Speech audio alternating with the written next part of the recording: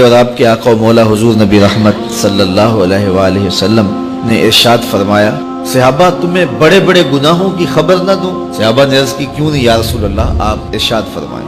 تو حضور نے فرمایا، ایک تو اللہ کے ساتھ کسی کو شریک ٹھہرانا، دوسری بات کسی انسان کا قتل کرنا، تیسری بات والدین کی نافرمانی کرنا۔ حضور یہ جب فرما رہے تھے تو حضور نے ٹیک لگائی ہوئی تھی، تو جب یہ چوتھی چیز بیان فرمانے لگے تو حضور ٹیک چھوڑ کے آگے ہو گئے۔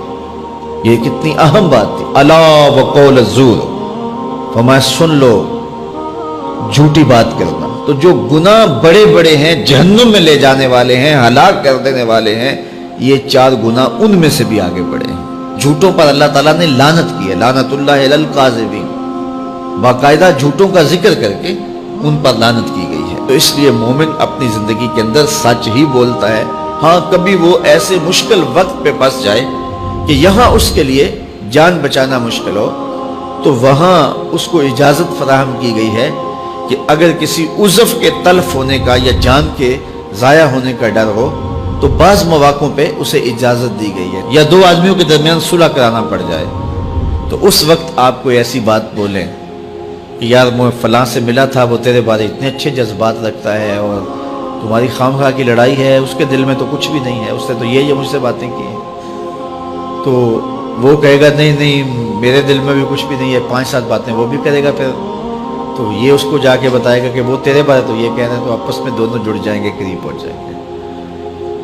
لیکن وہ سچ جو دونوں کو آپس میں توڑ دے، دو انسانوں کی تفریق کر دے، تو وہ سچ بھی نقصان دہ ہے۔ اس لیے مقصد خیر ہے، مقصد بھلائی ہے، تو ہمیں سچ بولنے کی تلقین کی گئی ہے۔ یہ بھی ارشاد فرمایا گیا کہ سچ انسان کو نیکی کی طرف لے جاتا ہے اور نیکی انسان کو جنت کی طرف لے جاتی ہے، اور اس کے برعکس جھوٹ انسان کو گناہ کی طرف لے جاتا ہے اور گناہ انسان کو جہنم کی طرف لے جاتی ہے۔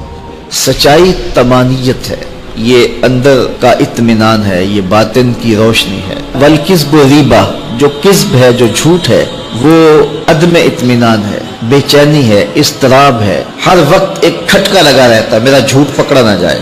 تو اپنی زندگی کو ہمیشہ سچ سے مزین کیجئے، سچوں کے ساتھ ہونے کا کہا گیا، سچ کے ساتھ رہنے کی تلقین کی گئی۔ سچ طمانیت قلب کا سبب ہے، سچ نیکی کی طرف لے جاتا ہے، نیکی جنت کی طرف لے جاتی ہے۔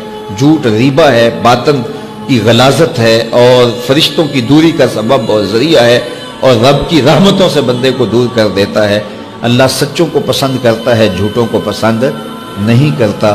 تو یہ تھوڑی سی زندگی اللہ نے جو ہمیں ودیت کی ہے، اس کو سچائی کے ساتھ اگر ہم گزاریں گے تو ہماری زندگی طمانیت کے نور سے ہمیشہ منور ہو کے گزرے گی، ہم ایک راحت بھری زندگی گزاریں گے۔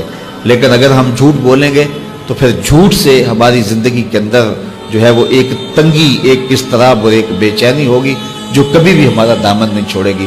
اللہ ہمیں ہر مرحلہ حیات میں سچ کو نبھانے کی، سچ بولنے کی، سچی بات کرنے کی توفیق عطا فرمائے۔